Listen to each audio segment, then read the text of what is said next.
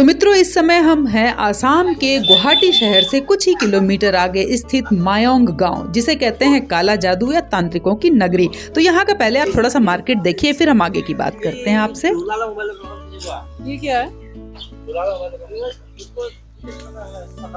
Cigar. अच्छा अच्छा अच्छा, ओके। तो मित्रों, आज हम आपको लेकर चल रहे हैं ऐसे शिलाखंडों की तरफ, ऐसे स्थल की तरफ जहां पर कहते हैं कि आप किसी भी तरीके की साधना करना चाहें, चाहे मंत्र जाप हो, चाहे तंत्र विद्या हो, चाहे ध्यान साधना हो, जो भी साधना, जिस तरीके की भी पूजा पाठ आप करना चाहते हैं, और अगर आप उन शिलाखंडों के बीच बैठ के करते हैं तो आपको तुरंत ही समझ लीजिए सिद्धि प्राप्त होती है। इतना सिद्ध स्थल है जहाँ पे हम आपको लेके चल रहे हैं। और ये स्थल जो है मायोंग से थोड़ा ही आगे स्थित है मोरी गांव, और मोरी गांव से भी 40 किलोमीटर दूर स्थित है ये शिलाखंड। वैसे इसको शापित शिलाखंड भी कहा जाता है, क्योंकि यहाँ पर कहते हैं कि शिव जी ने श्राप दिया था इन सारे शिलाखंडों को, और ये शिलाखंड किसी टाइम में कछुए हुआ करते थे। तो वो सारी कहानी हम आपको बताएंगे। अभी हम पहुंच गए हैं बिल्कुल उस गांव के एंड में, मतलब इस रोड के एंड में जहां से गांव शुरू होता है। और इसके एक तरफ है, राइट हैंड पे है पूरी ब्रह्मपुत्र नदी, और लेफ्ट हैंड पे है काफी सारी सीढ़ियां चढ़ के ऊपर हमारा शिव पार्वती जी का वो स्थल। तो हम ये सारे आपको दर्शन कराएंगे। चलिए अब आपको दिखाना शुरू करते हैं हमारी ब्रह्मपुत्र नदी की तरफ से।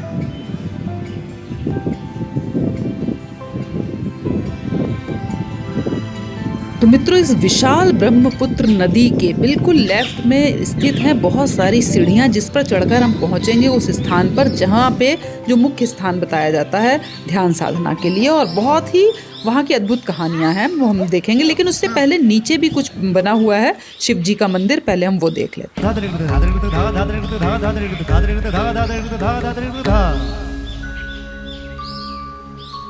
जटाटवी गलज्जल प्रवाह पावित स्थले गलेव लंब्य लंबितांभुजंग तुंग मालिका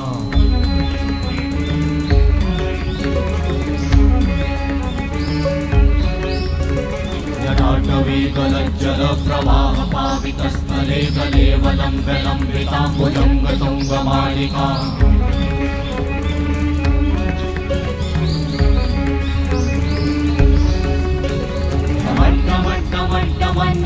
वट्टमर्वयं चकार चण्डताण्डवं तनोतु नः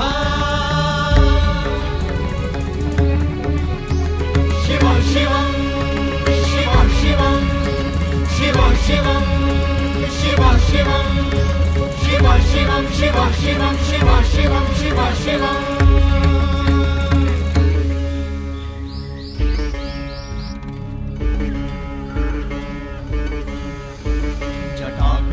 संभ्रमा भ्रमन्निलिम्प निर्झरी विलोल वीचि वल्लरी विराजमान मूर्धनि। और यहाँ पर आप देखिए पत्थर ही पत्थर चारों तरफ आपको नजर आएंगे। और ये जो है पहली सीढ़ी से हम चढ़ना शुरू कर रहे हैं, मतलब यहाँ से चढ़ाई शुरू होती है जो मुख्य मंदिर ऊपर का, उसके लिए। तो हम चलते हैं ऊपर की तरफ, और आप देखेंगे चारों तरफ की जो पत्थर हैं ये एक्चुअल में कछुए थे सारे किसी समय में, और वो सब श्राप के कारण, शिव जी के श्राप के कारण ये पत्थर में बन गए हैं, ऐसा बताया जाता है। बाकी कहानी जो भी हम ऊपर पुजारी जी से बात करेंगे, पूछेंगे। और मित्रों, चारों तरफ जो ये पेड़ पौधे आपको दिखाई दे रहे हैं ये बहुत ही जड़ी बूटियों का काम करते हैं। यहाँ पे चारों तरफ जितना भी आपको जंगल सा एरिया नज़र आ रहा है, इन सब के बीच में छुपी हुई सी जड़ी बूटियाँ हैं जो यहाँ के कुछ लोग ही जानते हैं उनके बारे में।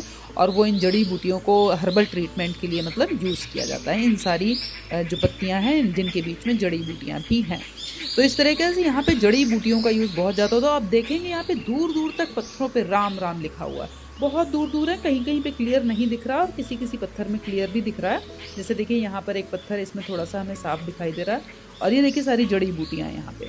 तो बहुत दूर के पत्थर हैं जो हमें दिखाई दे रहे हैं, जिसपे किसी पे रा दिख रहा है, तो किसी पे माँ दिख रहा है, किसी पे राम पूरा दिखाई दे रहा है, तो कुछ कुछ ऐसे लिखा हुआ है। और अजीब तरीके की यहाँ पे जो वृक्ष है ना, उनकी जड़ें, उनकी जो स्ट्रक्चर होता है ना पेड़ का, वो बिल्कुल अलग सा नज़र आ रहा है। तो इस तरीके से जो सीढ़ियाँ हैं ये पहाड़ को काट के सीढ़ियाँ सारी बनाई गई हैं, जिसके चारों तरफ सारा जड़ी बूटियों के पेड़ पौधे हैं और बड़े बड़े से पत्थर हैं जिनमें राम लिखा हुआ है। इस तरीके से चारों तरफ का एरिया बहुत ही अच्छा और बड़े विशाल पत्थर भी हैं और बड़े छोटे छोटे पत्थर भी, हर तरीके के हैं। तो ये देखिए सीढ़ियाँ बहुत ऊंचाई तक, अभी हमें और भी जाना है, काफ़ी ऊंचाई तक ये सीढ़ियाँ हैं। तो हम चलते हैं और देखिए रास्ते में एक बोर्ड सा भी कुछ लगा है, लेकिन इस पर क्या लिखा है कुछ भी, एक तो भाषा भी नहीं समझ में आ रही, दूसरा वो बिल्कुल छूट गया, उसका कलर जो है ना वो बिल्कुल ख़त्म हो गया, तो वो पढ़ने में वैसे भी नहीं आ रहा। तो अब और आगे बढ़ते हैं और देखते हैं यहाँ पे क्या क्या चीज़ें दिखाई दे रही। देखिए नीचे हम वहाँ से आए थे चल के, और हम इतनी सारी सीढ़ियाँ चढ़ चुके हैं और अभी हमें काफ़ी सीढ़ियाँ और भी बची हुई हैं। तो चलिए अब हम आगे आगे रास्ता देखते जाते हैं और चढ़ते जाते हैं।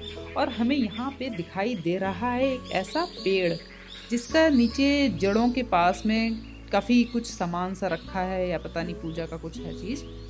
तो चलिए वो भी देखते हैं क्या है। और यहाँ से दूर से हमें दिखाई दे रहे हैं एक शिव जी, लेकिन यहाँ से बहुत हल्के से दिख रहे हैं, ऊपर चल के देखेंगे। और ये जो झंडा जहाँ से हमें दिखाई दे जाता है ना, समझिए कि हमारा वो एरिया आ गया, मतलब हमारा मंदिर का जो स्थान है मेन वो आने वाला है, ऐसे समझ लीजिए।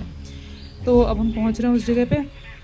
ये देखिए, ये जड़ों की बात मैं कर रही थी, इसके नीचे कुछ ऐसे रखा हुआ है जैसे किसी ने पूजा की हो, फोटो रखी है, लाल कपड़ा, सिंदूर और ये सब देखिए ये रखा हुआ है यहाँ पे। और यहाँ से बस थोड़ा सा ही ऊपर चढ़ने पर हमारी सीढ़ियाँ हो जाती हैं ख़त्म, और हम पहुँच जाते हैं एक ऐसी जगह पे जहाँ पे सामने ये कुछ बना हुआ है। कुछ लेफ़्ट साइड में सीढ़ियाँ ऊपर जा रही हैं जो कि मेन मंदिर है, और राइट साइड में भी कुछ है। तो पहले हम आपको राइट साइड का एरिया दिखाते हैं, फिर हम मुख्य मंदिर की तरफ आपको लेकर चलेंगे। और राइट साइड में जो पूरी गैलरी से सामने जा रही है ये बाद में हम देखेंगे, पहले हम आपको शिव जी दिखाते हैं और मुख्य मंदिर की तरफ चलते हैं। पावितस्थले गले वलम्ब्य लम्बिताम्बुजंग तुंगमालिका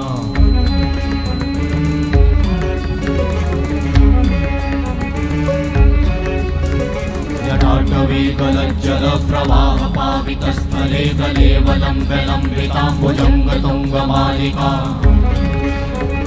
और अब चलते हैं लेफ़्ट साइड वाली सीढ़ियों पर, और ये सीढ़ियाँ जाती हैं मुख्य मंदिर के लिए। तो चलिए अब यहाँ पे चलेंगे और हम आपको मुख्य मंदिर की तरफ लेकर चलते हैं।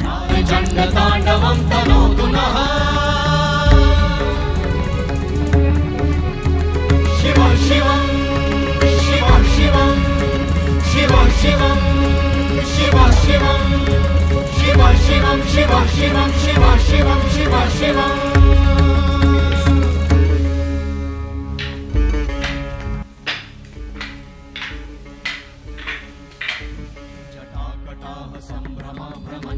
और यहाँ पर जो पुजारी जी थे उन्होंने हम सबको बहुत सुंदर सुंदर तरीके से तिलक लगाया, मतलब इतनी मतलब बहुत टाइम देके अच्छे से तिलक लगाया पूरे माथे पे, शिव जी का पूरा त्रिशूल और वो सब बना के बहुत सुंदर तिलक इन्होंने हमारे लगाया।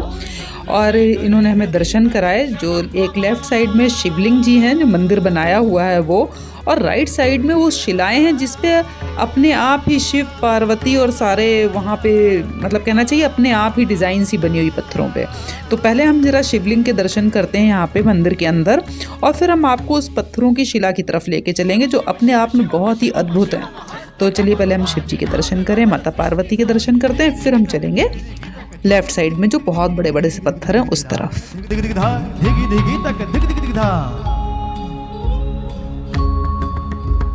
शिव शंभो कर त्रिशूल भंग करत पाप मूल, विराजित है चंद्रभार अद्भुत लोचन विशाल। हे दयाल हे कृपाल अगहारी भवतारी भंडारी त्रिपुरारी कामारी विषधारी भयहारी। और ये हैं वो शिलाएं, बहुत विशाल विशाल शिलाएं हैं, और यहाँ पर बहुत ही अद्भुत आनंद है। यहाँ पे बहुत ही आध्यात्मिक ऊर्जा सी महसूस हुई मुझे।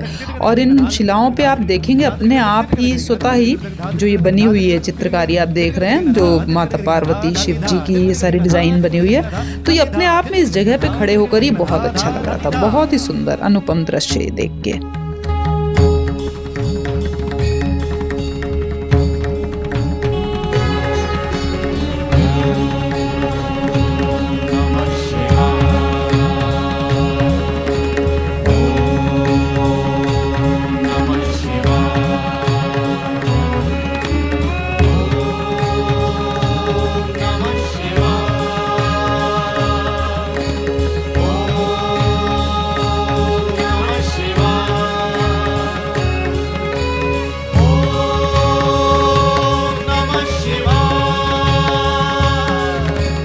तो यहाँ पर पंडित जी ने सबसे पहले तो हमें अपनी राम धुन सुनाई, बहुत ही सुंदर बजाया और सुनाया। और उसके बाद उन्होंने हमें जो यहाँ के बारे में कहानी बताई वो बहुत ही अजब गजब कह सकते हैं, बहुत ही सुंदर कहानी थी। और वो कहानी उन्होंने कुछ इस प्रकार बताई कि पहले यहाँ पर इन शिलाओं पे शिव जी और पार्वती जी रहा करते थे या यहाँ पे तपस्या किया करते थे। तो एक बार वो तपस्या में लीन थे तो जो ब्रह्मपुत्र नदी है वहाँ से बहुत सारे कछुए निकल के आ गए और उनकी तपस्या को भंग कर दिया आके। तो शिव जी ने नाराज होकर उनको श्रापित कर दिया और वो सारे शिलाखंडों में परिवर्तित हो गए। बाद में जब उन्होंने माफ़ी मांगी और उनको शिव जी को अपनी गलती का थोड़ा सा एहसास हुआ तो उन्होंने ये आशीर्वाद दिया कि जो भी यहाँ पर आएगा, इस क्षेत्र में आएगा और साधना करेगा तो इन शिलाखंडों पे छूने से और इन शिलाखंडों पर बैठ के साधना करने से उनको साधना का जो फल है वो बहुत ही जल्द मिलेगा। तो मतलब ये जो शिलाएं हैं ये वैसे तो शापित हैं, लेकिन ये वैसे बहुत ही ऊर्जावान किया है शिव जी ने स्वयं अपने हाथों से। और इन पंडित जी ने ये भी बताया कि यहाँ पर गोरखनाथ जी ने भी कई समय तक, बहुत समय तक मतलब यहाँ पे तपस्या की है। और आगे उन्होंने एक जगह एक और शिला बताई है जिस पर स्पेशली बताया कि उस शिला पे बैठकर तपस्या करने से विशेष फल प्राप्त होता है। तो अभी हम बाहर निकलेंगे यहाँ से, उनसे बात करके तो हम वो आपको शिलाखंड भी दिखाएंगे। तो इस तरह से उन्होंने यहाँ की बहुत सारी बातें बताई और ये भी बताया कि बहुत सारे तांत्रिक, मायोंग के भी और मायोंग से बाहर के भी तांत्रिक लोग यहाँ पर आते हैं और अपनी तंत्र साधना को सिद्ध करते हैं।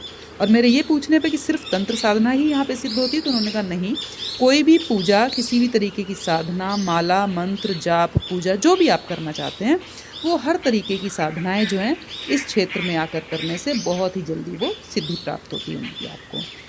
तो इस तरीके से यहाँ का जो क्षेत्र है वो बहुत ही सिद्ध क्षेत्र है और यहाँ पर आपका पूजा पाठ का जो फल होता है, जो पुण्य होता है वो आपको बहुत ही जल्द प्राप्त होता है, ऐसा इनका कहना है। और ऐसा मैंने एक दो जगह पे यहाँ की महसूस भी किया है, जैसे कि जो पीछे की शिलाएं थी वो, और अभी हम आपको जो दूसरी शिला की तरफ लेकर चलेंगे वहाँ पर भी।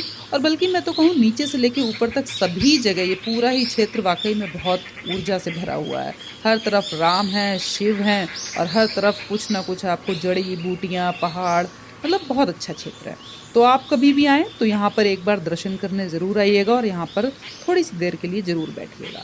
तो चलिए अब हम पंडित जी से बात ख़त्म करके चलते हैं बाहर की तरफ और दिखाते हैं आपको वो शिलाखंड जहाँ पर बैठकर कहते हैं कि साधना की सिद्धि बहुत जल्दी होती है। वो पीछे की तरफ वो बता रहे हैं, तो भी हम आपको लेकर चलते हैं।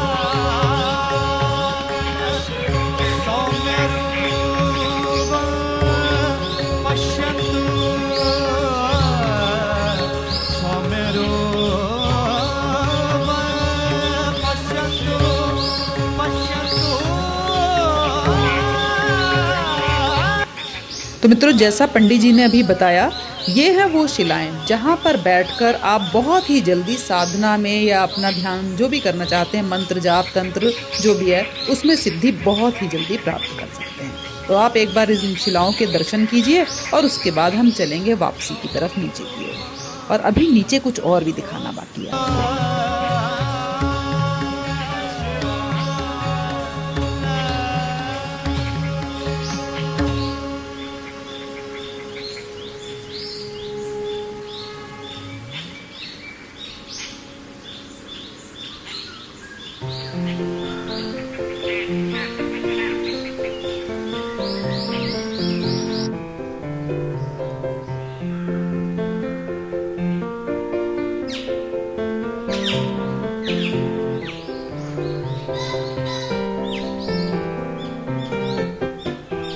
और अब नीचे उतर के हम आपको लेकर चल रहे हैं उस स्थान की तरफ जहां हमने आते ही शिव जी के दर्शन किए थे, जो बहुत सुंदर से 2 शिव जी के दर्शन हमने आपको कराए थे। उसी क्षेत्र में आगे आप देखेंगे एक बाबा जी थे, वो बड़ा सुंदर सा कुछ बना रहे हैं बांस और अखबार से। ये देखिए, ये कुछ स्ट्रक्चर इन्होंने बताया है हुआ है। और जब हमने इनसे पूछा कि ये क्या है बाबा जी, तो उन्होंने कहा ये जो हम राधा और कृष्ण का जो हम वो कराते हैं, नृत्य कराते हैं, तो इसके ऊपर वो राधा कृष्ण की मूर्ति बना के और इसको घुमा के रास लीला जिसे हम कहते हैं, तो इसके ऊपर वो रास लीला का पूरा, राधा की सखियाँ भी इसके ऊपर बनाएंगे और राधा कृष्ण को भी बनाएंगे और इसके ऊपर पूरा रास लीला का जो है वो कार्यक्रम करते हैं। तो कह रहा है कि अभी हमारा कृष्ण जी का प्रोग्राम एक आने वाला है, गाँव में होता है, तो उसमें हम उस पे राधा कृष्ण का रास कराते हैं और देखिए कितने अच्छे से घूमता भी है।